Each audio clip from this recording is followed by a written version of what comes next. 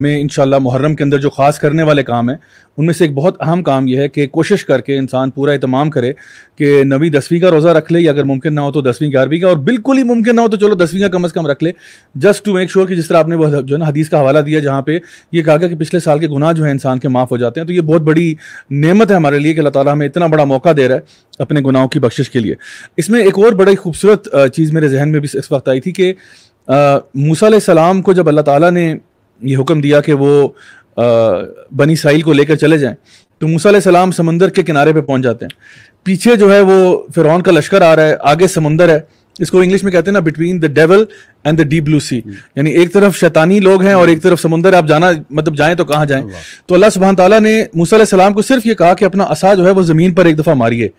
اچھا موسیٰ علیہ السلام اس ٹائم پہ اب ایک عصا ہمارے ہاتھ میں کوئی چھڑی ہو، ہم اس کو زمین پہ مارے، اس سے کیا ہو جائے گا؟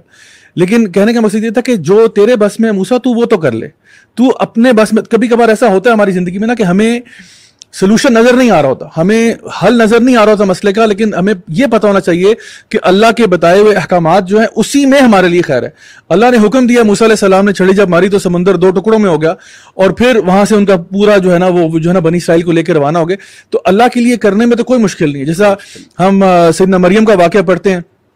ان کو اللہ تعالیٰ نے حکم دیا کہ جو کھجور کا درخت ہے، اب ہم سب کو پتا ہے وہ کتنا مشکل ہوتا ہے اس کو ہلانا. ایک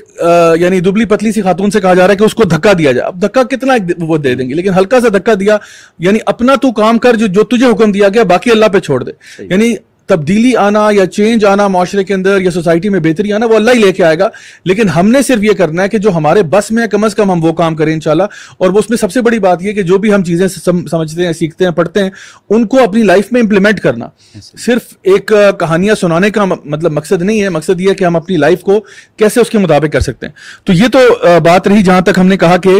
موسیٰ علیہ السلام کا اور فرعون کا جو معاملہ تھا. اب جب ہم سیدنا حسین کی بات کرتے ہیں رضی اللہ عنہ کی اور ان کی شہادت کا واقعہ، یقین جانیے کوئی، میں سمجھتا ہوں مسلمان نہیں، میں کہوں گا کوئی انسان جس کے سینے میں دل ہے ہو نہیں سکتا کہ وہ یہ واقعہ سنے اور اس کی آنکھیں نم نہ ہو جائیں. یعنی وہ نواسہ رسول جو نبی کریم صلی اللہ علیہ وسلم کی گود میں پلے بڑے، جو ان کی چھاتی پر سر رکھا کرتے تھے، جو ان کے مبارک کندھوں پہ سوار ہوا کرتے تھے، جس طرح سے انہیں شہید کیا گیا، یہ یقیناً ایک بہت ہی ٹریجک واقعہ ہے. جب ہم اس کے بارے میں پڑھتے ہیں یقین کریں انسان اپنے آپ کو کنٹرول نہیں کر سکتا جب آپ اس کی ڈیٹیلز میں جاتے ہیں. میں یہ چاہتا ہوں کہ ہم سب سے پہلے تو یہ بات کلیئر کریں کہ ہمارے لیے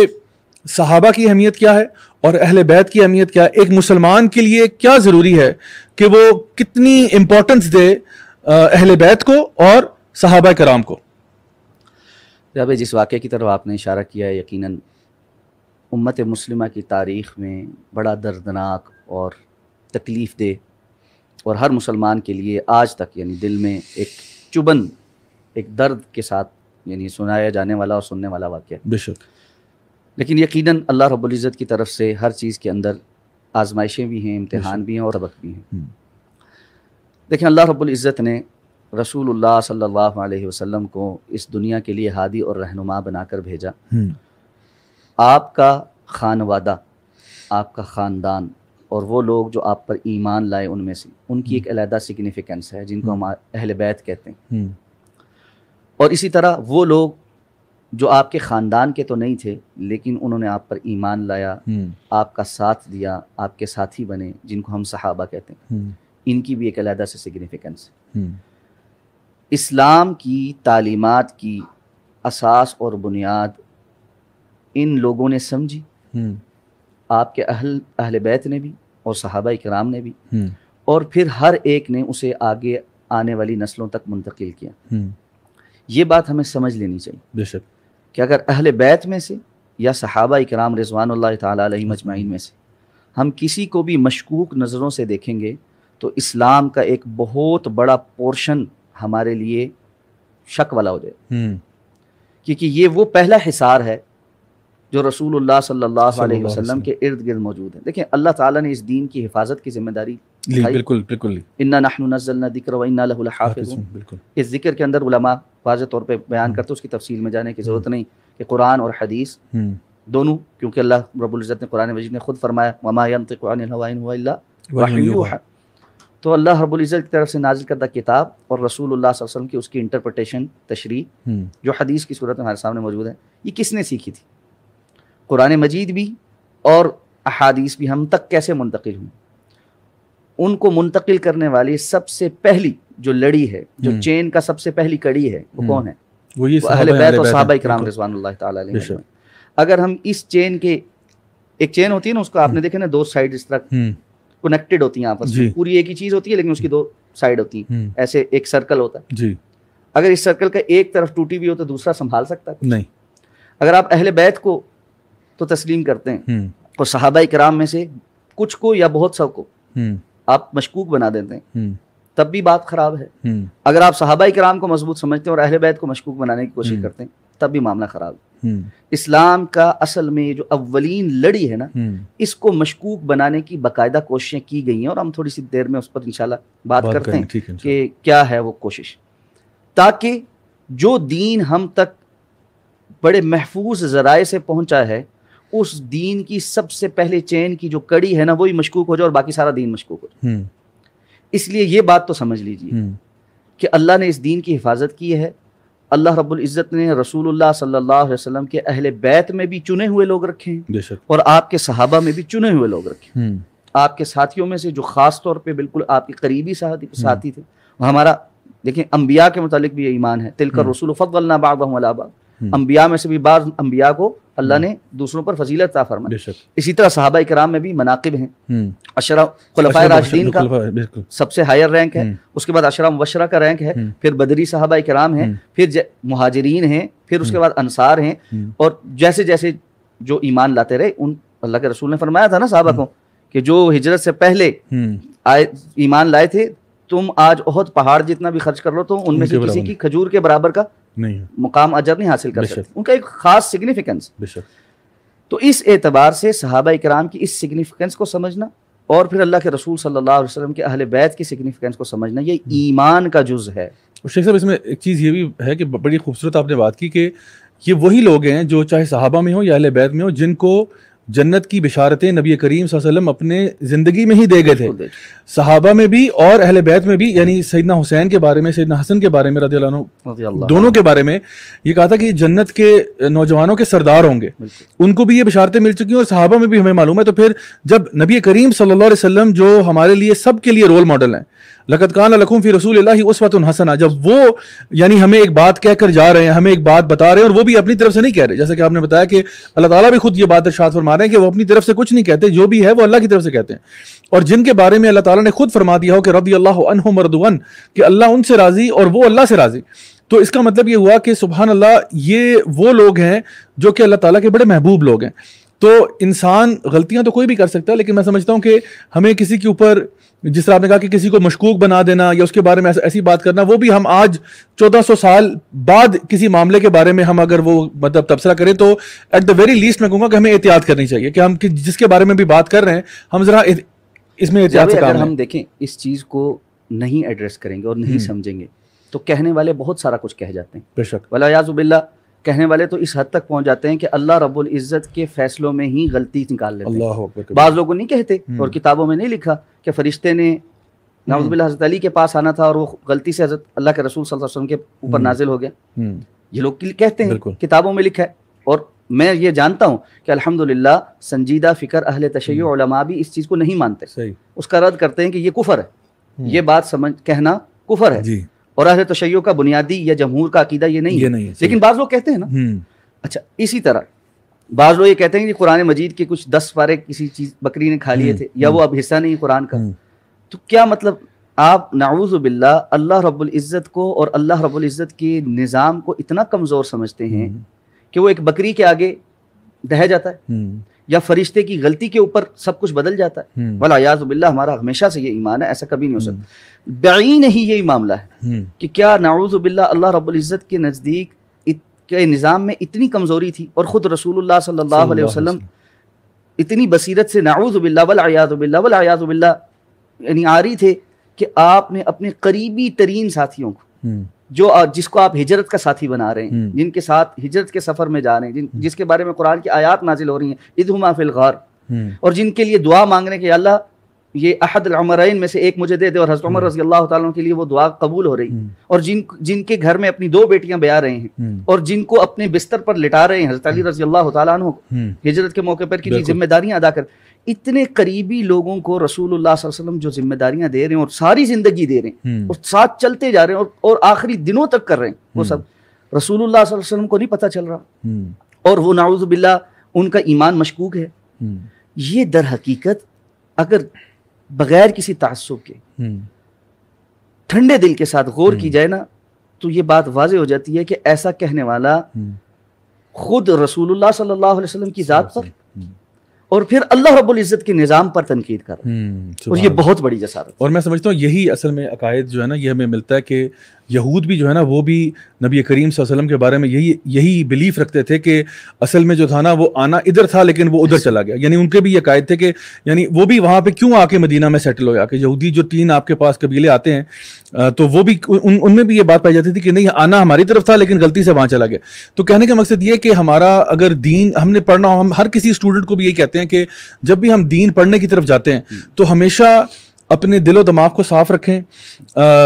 اس نیت سے علم حاصل کریں کہ میں واقعتاً سچ بات تک پہنچنا چاہتا ہوں اسلام کو۔ میں خود بھی جب دین کی طرف آ رہا تھا آہستہ آہستہ، تو مجھے بھی یہ تھا کہ مجھے نہیں معلوم تھا کہ کہاں حق ہے اور کہاں باطل ہے اور کیا ہے، لیکن بس یہ تھا کہ اس نیت سے علم حاصل کریں کہ میں واقعتاً سچ بات تک پہنچنا چاہتا ہوں اسلام کو۔ میں خود بھی جب دین کی طرف آ رہا تھا آہستہ آہستہ، تو مجھے بھی یہ تھا کہ مجھے نہیں معلوم تھا کہ کہاں حق ہے اور کہاں باطل ہے اور کیا ہے، لیکن بس یہ تھا کہ یا اللہ ہدایت دے دے، اور درجہ بدرجہ میں دین کو پڑھنا شروع کروں، سمجھنا شروع کروں، اور جو بات بھی ہمیں لگتا ہے نا کہ یہ بات سینسیبل بات ہے اور معقول بات ہے، اسی کی طرف انسان جائے، اور جو دلائل پر مبنی ہو، یعنی ایک کسی کی رائے نہ ہو بلکہ وہ اس کے پیچھے قرآن و حدیث میں کوئی نص پائی جاتی ہے، پھر آپ کہتے ہیں ہاں یہ موقف اب سمجھ میں آ رہا ہے۔ تو میں سمجھتا ہوں کوئی شخص بھی جو قرآن کا مطالعہ کرتا ہے اور حدیث مبارکہ کا، وہ پھر انشاءاللہ الرحمن اللہ تعالیٰ سے دعا بھی کرے اور وہ صحیح راستے تک پہنچ جائے گا۔ تو یہ تو بڑی اچھی آپ نے بات کر دی کہ ہمارا دونوں، یعنی چاہے وہ صحابہ ہوں یا وہ اہل بیت ہوں، ان کے بارے میں ہمارا ایک محبت والا جذبہ ہی ہونا چاہیے، بلکہ ہمارے ایمان کا حصہ ہے۔ ہم ان کے بارے میں کیسے کوئی برا گمان کر سکتے ہیں؟ ہمیں کبھی بھی نہیں کرنا چاہیے، چاہے صحابہ ہوں یا اہل بیت ہوں۔ اچھا، اب ہم آتے ہیں جی جو یہ واقعہ کربلا کا ہم لوگوں نے تذکرہ کیا، یہ واقعہ تو کافی بعد میں ہوا، لیکن اس سے پہلے یعنی جب ہم لوگ یہ دیکھتے ہیں کہ مسلمانوں کے اندر کچھ ایسے لوگ تھے جنہوں نے کوئی پھوٹ ڈالنے والا معاملہ کیا، اور یہ آج بھی ہمارے لیے بہت بڑا سبق ہے کہ ہم اپنے اندر کے دشمنوں کو پہچانیں جو مسلمانوں کو آپس میں لڑانا چاہ رہے ہیں۔ اور اس ٹائم پہ کیا ہوا، کیونکہ یہود جو تھے وہ، یعنی اگر آپ دیکھیں سیدنا ابو بکر کی جو ہے نا خلافت میں دیکھیں، اس کے بعد سیدنا عمر کی اس میں خلافت میں دیکھیں، تو یہ بات تو ان کو سمجھ میں آ گئی تھی کہ مسلمانوں کو لڑائی سے ہم نہیں مار سکتے، لڑائی جنگ تو ان کے ساتھ کر ہی نہیں سکتے، یہ تو اللہ کی مدد ان کے ساتھ ہے، اور یہ لوگ ہمیں جو ہے نا بیٹل فیلڈ میں تو کچھ نہیں ہم ان کا بگاڑ سکتے، لیکن ہم ان کی جڑوں کے اندر اگر گھس جائیں اور کسی طریقے سے ان کے اندر کوئی فساد اور ایسا معاملہ کریٹ کریں، تب جا کے کوئی معاملہ ہوگا۔ تو میں چاہوں گا کہ آپ سیدنا عمر کے دور سے آگے آگے چل کے بتائیے گا کہ وہ کون سے ایسے میجر واقعات ہیں۔ ظاہری بات ہے ہمارے پاس اتنا ٹائم نہیں ہے کہ ہم پورا اس کا ایک پورا تفصیلی اور تحقیقی جائزہ لیں، لیکن کچھ ایسے معاملات جو کہ ایک کیریکٹر عبداللہ ابن سبا نام کا بھی آیا، اس سے ریلیٹڈ، اور اس سے پہلے یہ کون سے معاملات تھے جو کہ کربلا تک ہمیں جنہوں نے جا پہنچایا؟ جب یہ بڑا اہم ایک موضوع ہے، اور اس کو میں کوشش کروں گا کہ اختصار کے ساتھ لیکن چند ضروری باتوں کو ٹچ کرتے ہوئے آپ کے سامنے گوش گزار کر سکوں۔ سب سے پہلی بات ایک چیز سمجھیے، ہر امت کی ایک کسی چیز میں آزمائش ہوتی ہے، اور رسول اللہ صلی اللہ علیہ وسلم ہمیں واضح طور پر وہ بتا کر گئے ہیں کہ ہماری آزمائشیں کن چیزوں میں۔ ان میں سے ایک بڑی اہم بات اللہ کے رسول صلی اللہ علیہ وسلم کی وہ حدیث مبارکہ جس میں آپ نے فرمایا میں نے اللہ تعالیٰ سے 3 چیزوں کا سوال کیا، اللہ رب العزت نے مجھے 2 چیزیں عطا فرما دی اور تیسری مجھے نہیں عطا کی۔ پہلی چیز یہ تھی کہ اللہ رب العزت میری امت کو یک جنبش ایک عذاب سے ہلاک نہیں کرے، صحیح، یعنی امت کتنی بھی کمزور کیوں نہ ہو جائے، پچھلی قومیں ہلاک ہوتے ہیں، بڑا عذاب آتا تھا، سارے مر جاتے تھے، نئے لوگ آتے تھے، ایسا نہیں ہوگا۔ اللہ رب العزت سے یہ دعا قبول فرما لی۔ رسول اللہ صلی اللہ علیہ وسلم نے دعا مانگی کہ اللہ میری امت کو زلزلوں سے، ان چیزوں سے ہلاک نہیں کیا جائے گا، تفصیل ہے یہ آگے اللہ کے رسول کی اسی حدیث کی آپ نے سنا۔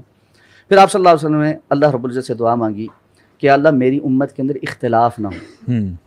آپ نے فرمایا اللہ تعالیٰ نے میری یہ دعا قبول نہیں فرمائی۔ اسی طرح اللہ کے رسول نے فرمایا ان الشیطان ایس ان یعبدہ المصلون ولکن التفریش بینہم، شیطان اس بات سے تو مایوس ہو چکا ہے کہ نمازی نماز پڑھنے والے اس کی عبادت کریں گے، یعنی مسلمان ڈائریکٹ شیطان کی عبادت کرنا شروع ہو جائے گا، ولکن التفریش بینہم، لیکن شیطان اپنا ایجنڈا کیسے پورا کرائے گا؟ آپس میں ان کی پھوٹ ڈلوا کے۔ یہ ایک اس امت کا سب سے بڑا امتحان ہے. بے شک ہے، سبحان اللہ. ٹھیک ہے، اور اس کو امتحان کے طور پر سمجھنا ہمارے لیے بڑا اہم ہے، تب ہم جا کر بات کو سمجھ پائیں. بالکل ٹھیک. یہ امتحان آیا. رسول اللہ صلی اللہ علیہ وسلم نے اپنی زندگی میں ایک دن تشریف فرما تھے، مختلف صحابہ کرام آتے گئے، طویل حدیث ہے یہاں پوری نہیں بیان ہو سکتی. آپ نے فرمایا فلاں بھی اندر، حضرت ابوبکر آ رہے تھے، آپ نے کہا اجازت دو اور جنت کی بشارت دو. حضرت عمر تشریف لائے، وہاں پر آپ نے فرمایا ان کو بھی اندر آنے کی اجازت دو، اور ساتھ میں یہ بتاؤ کہ وہ جو ہے نا ایک دروازہ ہے جو ان کے اور فتنوں کے درمیان حائل ہے. حضرت حذیفہ رضی اللہ تعالیٰ عنہ اس حدیث کے راوی ہیں، فرماتے ہیں کہ جب میں نے یہ حدیث حضرت عمر رضی اللہ تعالیٰ عنہ کو سنائی تو انہوں نے میرے سے ایک سوال کیا. وہ کہا کہ حذیفہ یہ بتاؤ کہ وہ دروازہ کھولا جائے گا یا توڑا جائے گا؟ حضرت حذیفہ رضی اللہ تعالیٰ نے کہا کہ میں نے اللہ کے رسول سے سنا تھا کہ وہ دروازہ ٹوٹے گا. میں نے عمر رضی اللہ تعالیٰ کو بیان فرمایا کہ حضرت عمر وہ دروازہ توڑا جائے گا. حضرت عمر نے اس پر ایک تبصرہ کیا. اللہ اکبر. انہوں نے فرمایا اس کا مطلب ہے کہ اگر ٹوٹے گا تو دوبارہ بند نہیں ہوگا. سبحان اللہ. اور حضرت حذیفہ فرماتے ہیں کہ وہ دروازہ عمر تھے. اللہ اکبر. کہ حضرت عمر رضی اللہ تعالیٰ عنہ جس تک امت میں موجود رہے، فتنوں کا،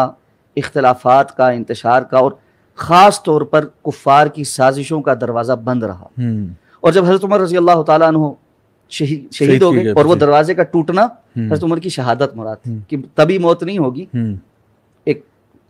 مجوسی نے حضرت عمر رضی اللہ تعالیٰ کو مدینہ طیبہ میں شہید کیا. حضرت عمر دعا مانگا کرتے تھے یا اللہ مجھے مدینہ میں شہادت دے. ساتھ کہتے میں یہ بھی کہتا تھا کہ پتہ نہیں مدینہ میں شہادت کیسے ہوگی. اور جب ان پر حملہ ہوا اور بے ہوش ہو گئے اور ہوش میں آئے تو پوچھا کہ کس نے حملہ کیا، تو جب بتایا کہ مجوسی نے کیا تو اللہ کا شکر ادا کیا کہ میری وہ دعا قبول ہونے جائے.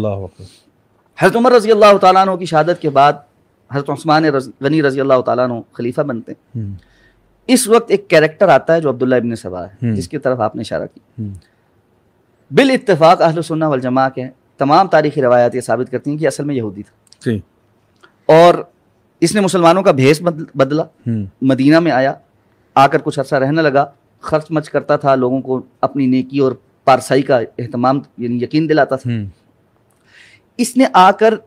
اسٹڈی کرنا شروع کیا کہ میں مسلمانوں کو نقصان کیسے پہنچا سکتا. تو اس کو یہ اندازہ ہوا کہ اور تو کسی طرف سے میں نہیں آ سکتا، لیکن بنو امیہ اور بنو ہاشم کے درمیان جو پرانی اسلام سے پہلے کی ایک رائیولری تھی، ایک مقابلہ تھا آپس کا، اس کو میں جو ہے نا ٹریگر کر سکتا ہوں. اب اس نے کرنا یہ شروع کیا کہ حضرت عثمان رضی اللہ تعالیٰ چونکہ بنی امیہ کے سے تھے اور جو ہے ان کا بڑے سرداروں میں سے تھے،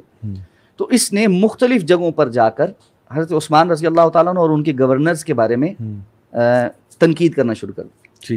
اچھا، اب تنقید ایسے نہیں ہوتی تھی کہ جس جگہ ہے وہاں پر، یعنی مثال کے طور پہ کوفہ میں ہے تو کوفہ کے گورنر پر تنقید، کوفہ میں بیٹھ کر شام کے دمشق کے گورنر پر تنقید ہوتی تھی. اب ذرائع ابلاغ ایسے تو نہیں تھے کہ لوگ ہر چیز چیک کر سکتے ہیں، سارا کچھ کر سکتے ہیں. اب بظاہر ایک بندہ پارسا ہے، بڑا اس نے اپنی کریڈیبلٹی بنائی ہے، لوگوں کے ساتھ اٹھتا بیٹھتا ہے، خرچ کرتا ہے، سب کچھ کرتا ہے، اور وہ بندہ کہتا ہے جی دمشق میں جو ہے وہ بڑی کرپشن ہے، وہاں پہ حالات بڑے خراب ہیں اور فلاں ہے اور فلاں ہے اور فلاں ہے، اور حضرت عثمان نعوذ باللہ اپنے جو ہے نا قریبی لوگوں کو ہر جگہ اپوائنٹ کر رہے ہیں اور یہ سارے مل کر کرپشن کر رہے ہیں. اچھا، اب کوفہ میں یہ بات ہے کہ دمشق میں گئے، وہاں ان کی تعریفیں کی، آپ کا نظام بہت اچھا ہے، لیکن جو کوفہ میں ہے نا میں دیکھ کر آ رہا ہوں وہ تو حالات ہی بڑے مختلف ہیں اور فلاں ہیں. اس طرح ایک اختلاف کی فضا پیدا کی شروع کی، جو بڑھتے بڑھتے جس کو ہوا منافقین پہلے سے اپنی تاڑ میں تھے ان سب نے لی، اور چند زیادہ نہیں، چند صحابہ کرام بھی اس سے متاثر ہوئے. ظاہر بات ہے انسان تھے، ایک بات مشہور ہو رہی ہے، ہم دیکھتے ہیں کہ پروپیگنڈا کس طرح اثر انداز ہوتا ہے، ٹھیک ہے، اور ایک فضا بنی. اب دیکھیں صحابہ کرام نے حضرت عثمان غنی رضی اللہ تعالیٰ عنہ کو یہ بات کہی کہ ہم آپ کے دفاع میں کھڑے ہوتے ہیں. عثمان غنی رضی اللہ تعالیٰ نے روکا کہ میں ہرگز نہیں چاہتا کہ مدینہ رسول میں میری وجہ سے کسی قسم کا قتل و غارت گری ہو. اپنا قتل ہونا، اپنی شہادت قبول کر لی، لیکن کسی اور کو اس بار بیچ میں نہیں آنے دی. ایک اختلاف ہوتا ہے، لوگ آ کے بلوائی حملہ کرتے ہیں. حضرت عثمان رضی اللہ تعالیٰ عنہ مظلوم مدینہ ہیں، قرآن مجید کی تلاوت کرتے ہوئے شہید ہوتے ہیں اور قرآن مجید کی آیات پر آپ کا خون گرتا ہے. وہ بھی ایک بڑی دردناک سٹوری ہے، اور میں یہ سمجھتا ہوں کہ کربلا کے واقعے سے کم نہیں ہے. حضرت عثمان غنی رضی اللہ تعالیٰ عنہ کی شہادت کربلا کے واقعے سے کسی طور کم نہیں. جس طرح کربلا والوں کا پانی بند کیا گیا، حضرت عثمان رضی اللہ عنہ کا مدینہ میں بند کر دیا گیا. وہ جو کربلا میں بند کیا گیا، پورے جو پانی کے کنویں خرید کے دیے. حضرت عثمان نے کہا، بالکل عثمان چھت پہ کھڑے ہوئے، جو آخری خطاب انہوں نے کیا، انہوں نے کہا تم آج مجھے اس کنویں کے پانی سے منع کرتے ہو جسے اللہ کے رسول صلی اللہ علیہ وسلم نے مجھے خرید کرنے کا حکم دیا تھا اور میں نے خرید کر وقف کیا تھا، اور جس پر اللہ کے رسول صلی اللہ علیہ وسلم نے کہا تھا کہ عثمان آج کے بعد اگر تم کوئی اور عمل بھی نہ کرو تو اللہ نے تمہارے لیے پھر بھی جنت لکھی. اللہ اکبر. یعنی اس قدر مظلومانہ شہادت، لیکن ظاہر بات ہے وہ بھی ایک شہادت ہے اور اس کا ایک کچھ سبق ہے ہمارے زندگی میں.